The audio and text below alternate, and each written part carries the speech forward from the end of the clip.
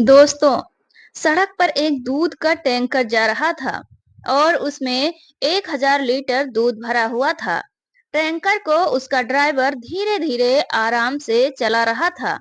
उस ड्राइवर का नाम राजकरण होता है, जो उस दूध के टैंकर को ले जा रहा था। तभी उसे थोड़ी दूर आगे सड़क चौराहे पर एक पुलिस की जीप दिखाई खड़ी देती है, जहां पर कुछ पुलिस वाले वाहनों की चेकिंग कर रहे थे और चेक होने के बाद ही वहां आगे के लिए पास कर रहे थे।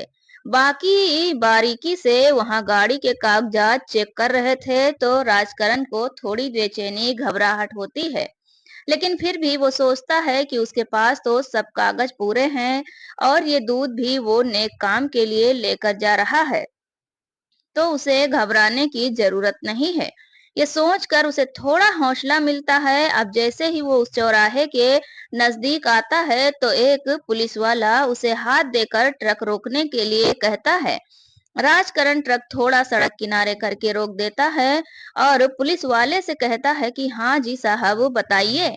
तो पुलिस वाला उसे नीचे उतरने के लिए कहता है। अब राजकरण ट्रक से नीचे उतरकर पुलिस वाले के पास जाता है और पुलिस वाले से कहता है, हाँ जी सर, कहिए क्या बात है। तो पुलिस वाला उससे कहता है कि इस ट्रक के कागज चेक कराओ और ट्रक में तुम क्या लेकर जा रहे हो वो भी दिखाओ। तो राजकरण कहता है कि साहब, मेरे ट्रक के कागज पूरे हैं और मैं इस ट्रक में 1000 लीटर दूध लेकर जा रहा हूँ। इसी में एक भंडारे के लिए जा रहा हूँ। मैं पहले ही बहुत लेट हो चुका हूँ, इसलिए साहब आप मुझे जाने दीजिए, नहीं तो ये दूध खराब हो जाएगा, तो भंडारे में किसी काम नहीं आएगा। तो दोस्तों, आगे इस कहानी में क्या होता है जानने के लिए वीडियो को लास्ट तक जरूर देखें। इससे पहले कि कहानी में आगे बढ़ें, आप सभी से एक छोटी सी गुजारिश करती हूँ कि दोस्तों, आप वीडियो को एक लाइक कर दीजिए और हमारे YouTube चैनल को भी सब्सक्राइब कर लीजिए, ताकि हमारे आने वाले अच्छे से अच्छे वीडियो आप तक सबसे पहले पहुंच सके। दोस्तों, ये कहानी उत्तर प्रदेश के लखनऊ जिले की है। लखनऊ के एक गांव में हर साल बाद भंडारा आयोजित किया जाता था। इस साल भी भंडारे की तैयारी बड़े जोर शोर से चल रही थी। उस भंडारे में सैकड़ों लोग हिस्सा लेते थे और हजारों लोग खाने के लिए आते थे। भंडारे में जरूरतमंद और भूखे लोगों को खाना खिलाया जाता था। इसी तरह इस साल भी जो है भंडारे का आयोजन होना था। तो इस साल एक हिस्सेदार ने 1000 लीटर उस भंडारे में दूध दान किया था। उस दूध को लाने के लिए गांव के ही एक व्यक्ति को जिम्मेदारी सौंप दी जाती है, जिसका नाम राजकरण होता है। वो मेहनती और ईमानदार ट्रक ड्राइवर था। वो अपनी जिम्मेदारी बखूबी समझता था, इसलिए उसे ये जिम्मेदारी सौंपी गई थी। वो ट्रक लेकर शहर चला जाता है और वहां से 1000 लीटर दूध अपने टैंकर में डलवा कर वापस आ रहा था। तभी रास्ते में एक चौराहे पर उसे पुलिस की गाड़ी दिखाई देती है, जहां कुछ पुलिस वाले वाहनों के कागज चेक कर रहे थे और उनको रोक रहे थे। तो उसका मन घबरा जाता है कि ये पुलिस वाले उसे बेवजह परेशान करेंगे, लेकिन उसे यह तसल्ली होती है कि उसके कागजात तो पूरे हैं और वो एक अच्छे काम के लिए दूध लेकर जा रहा है। वो उस चौराहे पर पहुंच जाता है। तभी वहां एक पुलिस वाला उसे हाथ देकर रोकने के लिए कहता है। वो अपना ट्रक सड़क किनारे लगाकर रोक देता है और पुलिस वाले से कहता है कि हाँ जी साहब, क्या बात है। तो पुलिस वाला उसे नीचे आने के लिए कहता है। जैसे ही ट्रक ड्राइवर नीचे उतरता है, तो पुलिस वाला उसे कहता है कि इस ट्रक के कागजात चेक करवाओ, अपना ड्राइविंग लाइसेंस दिखाओ और ट्रक में क्या है ये भी मुझे बताओ। तो राजकरण कहता है कि साहब, इस ट्रक में 1000 लीटर दूध भरा हुआ है, जिसे मैं एक भंडारे के लिए लेकर जा रहा हूँ। और वो भंडारे का कार्ड भी उस पुलिस वाले को दिखा देता है। पुलिस वाला कहता है ये सब तो ठीक है, लेकिन ट्रक के कागज चेक करवाओ। तो राजकरण कहता है कि साहब, ट्रक के कागज पूरे हैं, मुझे पहले ही बहुत लेट हो चुका है। भंडारे में अगर ये दूध लेट पहुंचा तो वहां लंगर तैयार नहीं होगा और ये दूध भी खराब हो सकता है। तो पुलिस वाला कहता है कि ये बाकी बातें बाद में देखेंगे, पहले तुम कागज चेक करवाओ। तो राजकरण ट्रक के अंदर जाता है और कागज निकाल कर ले आता है। और कागज पुलिस वालों को दे देता है। तो पुलिस वाला उसके कागजों को अच्छी तरह से चेक करता है और अपने बड़े साहब के पास लेकर जाता है, जो अपनी जीप के पास ही तिरपाल के नीचे कुर्सी पर बैठा हुआ था। वो ट्रक के कागज ले जाकर अपने बड़े साहब को दे देता है।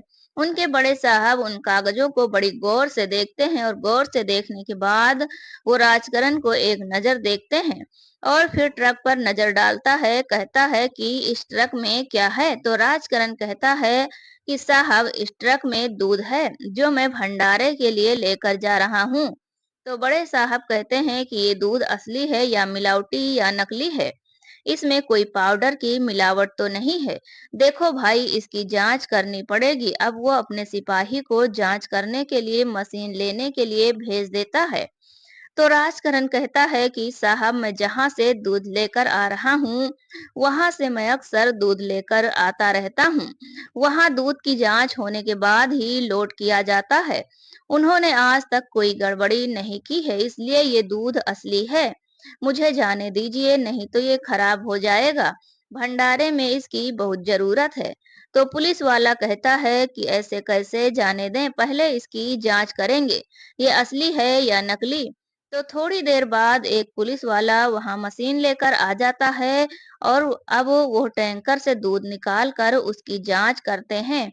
लेकिन वो जानबूझकर कह देते हैं कि इस दूध में तो मिलावट है, इसलिए तुम इसको नहीं ले जा सकते हो, आपको फाइन भरना पड़ेगा। तो राजकरण कहता है कि साहब, ऐसा मत करो, मैं काम के लिए यह दूध लेकर जा रहा हूँ। आप अगर यहाँ ऐसे इल्जाम लगाकर रोकोगे तो लेट हो जाएगा। वहाँ लंगर कैसे बनेगा? लेकिन बड़ा अधिकारी नहीं मानता। वो कहता है कि इसका तो फाइन भरना ही पड़ेगा। इसका कम से कम 10,000 का फाइन बनेगा। अगर तुम्हारे पास 10,000 है तो फाइन भर दो और दूध ले जाओ। क्योंकि पुलिस वालों को इस बात से कोई मतलब नहीं था कि ये पाप के लिए जा रहा है या पुण्य के लिए जा रहा है। उन्हें तो बस अपने पैसों से मतलब था। वो हमेशा ही ऐसा करते थे, हर आने जाने वाले से कोई न कोई बहाना बनाकर पैसे ऐंठ लिया करते थे, इसलिए उन्होंने राजकरण को भी रोक रखा था। तो राजकरण कहता है कि साहब, फिलहाल मेरे पास 10,000 नहीं है, मैं इसका अरेंजमेंट करता हूँ, इसलिए मुझे थोड़ा टाइम चाहिए। तो राजकरण वहां से चला जाता है और अपना ट्रक वहीं पर छोड़ देता है। राजकरण वहां से आकर सोचने लगता है कि अब क्या करूं। तब वो अपना फोन निकालता है और गांव के सरपंच को फोन करता है और उन्हें पूरी बात बताता है। गांव का सरपंच पूरी बात सुनने के बाद परेशान हो जाता है और वो सोचता है कि अगर दूध समय से ना पहुंचा तो ये भंडारा कैसे होगा। इतने लोगों को कार्ड देकर बुलाया गया है और इतने ज्यादा लोग यहाँ आ भी चुके हैं। तो सरपंच राजकरण से कहता है कि तुम वहीं रुको, मैं कोई न कोई सॉल्यूशन निकालता हूँ। राजकरण सड़क सड़क जा रहा था तो उसे खंभे पर बड़ा सा बोर्ड बैनर लगा हुआ दिखाई देता है, जिस पर कुछ बड़े अधिकारियों के नंबर लिखे हुए थे और वहां पर सुपरिटेंडेंट ऑफ पुलिस का नंबर भी लिखा हुआ था। तब वो सोचता है कि क्यों ना बड़े अधिकारी को इस बारे में सूचित किया जाए। लेकिन फिर उसके मन में ख्याल आता है कि ये बड़े अधिकारी हम छोटे लोगों की बात कहाँ सुनते हैं। इनको तो बड़े बड़े काम होते हैं और इनसे मिलने के लिए भी अपॉइंटमेंट लेनी पड़ती है। तो क्या वो सोचता है कि ये नंबर लिखवा तो देते हैं लेकिन किसी की मदद नहीं करते हैं। ऐसा सोचकर वो आगे बढ़ जाता है, लेकिन उसके मन में बार बार ये ख्याल आ रहा था कि एक बार उसे कोशिश करनी चाहिए, इसमें क्या हर्ज है। तब वो वापस आता है और उस बैनर से एसपी साहब का नंबर उतारता है और अपने फोन में उनका नंबर डायल करता है। उधर से आवाज आती है, हाँ जी, क्या काम है, किससे बात करनी है? तो वो कहता है कि मुझे एसपी साहब से बात करनी है। तो एसपी साहब लाइन पर आते हैं। फिर से राजकरण उन्हें सारी घटना के बारे में बताता है। तो एसपी साहब उसका नाम पूछते हैं और उसकी लोकेशन पूछते हैं। तो राजकरण एसपी साहब को लोकेशन बता देता है और अपना नाम भी बता देता है। अभी एसपी साहब पूछते हैं कि तुम्हारे इस वक्त की लोकेशन क्या है? तो राजकरण एसपी साहब को बता देते हैं कि मैं इस सड़क पर खड़ा हूँ और यहाँ पर एक बड़ा बोर्ड बैनर लगा हुआ है जिस पर कुछ बड़े अधिकारियों के नंबर लिखे हुए हैं। तब एसपी साहब कहते हैं कि तुम वहाँ हमारा इंतजार करो, हम थोड़ी देर में ही वहाँ पहुँचते हैं। अभी एसपी साहब थोड़ी देर में वहाँ पहुँच जाते हैं और उनके साथ उनकी टीम भी थी। तो एसपी साहब राजकरण से पूरी बात पूछते हैं और फिर वो राजकरण से कहते हैं कि तुम चिंता मत करो, तुम्हारा सॉल्यूशन हो जाएगा। फिर वो अपना भेष बदलते हैं और साधारण से कपड़े पहन लेते हैं, सर पर गमछा बांध लेते हैं और राजकरण से कहते हैं कि मैं तुम्हारे साथ चलूंगा। तुम उनसे ये बोलना कि ये मेरा एक दोस्त है, ये भी ट्रक चलाता है। फिर वो अपनी टीम को समझाते हैं कि तुम पीछे रहोगे, जैसे मैं तुम्हें मिस कॉल दूंगा, तुम तुरंत वहां आ जाना। एसपी साहब बहुत ही ईमानदार और मेहनती ऑफिसर थे। पूरे जिले में उनकी चर्चा थी, तो जो भी उनसे मदद मांगने जाता था वह उसकी मदद जरूर करते थे। उन्होंने बहुत से स्टिंग ऑपरेशन किए थे। राजकरण की बात सुनकर उन्होंने सोचा था क्यों ना इनको रंगे हाथों पकड़ा जाए। तो वो राजकरण को समझाते हैं कि तुम अपनी शर्ट की जेब में मोबाइल डालो और इस तरह से डालना कि किसी पुलिस वाले की उस पर नजर ना पड़े, और वहां जो कुछ भी मामला पेश आएगा सब की सब वीडियो रिकॉर्डिंग कर लेना है। तो राजकरण जो है ऐसा ही करता है और एसपी साहब के साथ वहां उस चौराहे पर फिर से चला जाता है। फिर वो बड़े अधिकारी के पास जाता है और कहता है कि साहब, मेरे पास 10,000 का बंदोबस्त नहीं हो पाया है। मेरे पास अभी 3,000 है, आप 3,000 से काम चला लीजिए और मेरा ट्रक छोड़ दीजिए। तब बड़े साहब कहते हैं कि पूरे 10,000 लगेंगे। अगर तुम 10,000 का अरेंजमेंट नहीं कर पाए हो तो ये गाड़ी यहाँ से नहीं जाएगी, इसे हम थाने ले जाएंगे। तो राजकरण कहता है कि साहब, दूध अच्छे ने काम के लिए जा रहा है, कुछ तो रियायत कर दीजिए। तो बड़े साहब का बात सुनकर 5,000 के लिए मान जाते हैं और राजकरण अपनी जेब से 5,000 निकाल कर उन सब साहब के हाथ में दे देता है। वो 5,000 एसपी साहब ने राजकरण को पहले ही दे दिए थे और कहा था कि ये तुम्हें उस बड़े अधिकारी को देने हैं। और ये सब बातें वो रिकॉर्ड हो रही थी। तब एसपी साहब कहते हैं कि साहब, मैं भी एक ट्रक ड्राइवर हूँ, मैं भी आता जाता रहता हूँ, उनके कागजात पूरे हैं और यह दूध भी अच्छे नेक काम के लिए जा रहा है, फिर भी तुम इनसे पैसे ले रहे हो। इनका दूध नकली बताकर इसे 5,000 ले लिए हैं, ये कहाँ का न्याय है। तो बड़े साहब उन्हें गौर से देखते हैं और फिर कहते हैं कि हमारे साथ बहस करने की जरूरत नहीं है, तुम्हारे पैसे आ गए हैं, तुम अपना ट्रक लेकर चलते बनो। तब एसपी साहब कहते हैं कि तुम्हें सरकार सैलरी देती है, तुम्हें जनता की मदद करने के लिए रखा गया है, तुम इस वर्दी का नाजायज फायदा उठा रहे हो और लोगों से पैसा वसूल रहे हो। तभी बड़ा दरोगा को गुस्सा आ जाता है और वो अपने पुलिस वालों से कहता है कि इसका ट्रक मत जाने देना जब तक ये पूरे 10,000 नहीं दे देता। तभी एसपी साहब अपना आई कार्ड निकाल कर उसकी आंखों के सामने कर देते हैं और जैसे ही वो उस आई कार्ड को और एसपी पुलिस ऑफिसर लिखा देखता है तो उसके चेहरे का रंग उड़ जाता है और वो एकदम से घबरा कर सैल्यूट मारता है। जैसे उसने सैल्यूट मारा था, पीछे पीछे सभी पुलिस वालों ने ये देखा तो सभी पुलिस वाले एसपी साहब को सैल्यूट मारते हैं और उनको नहीं पता था कि ये कौन है, लेकिन उनके बड़े अधिकारी ने उनको सैल्यूट मारा था, इसलिए वो भी सैल्यूट मारते हैं।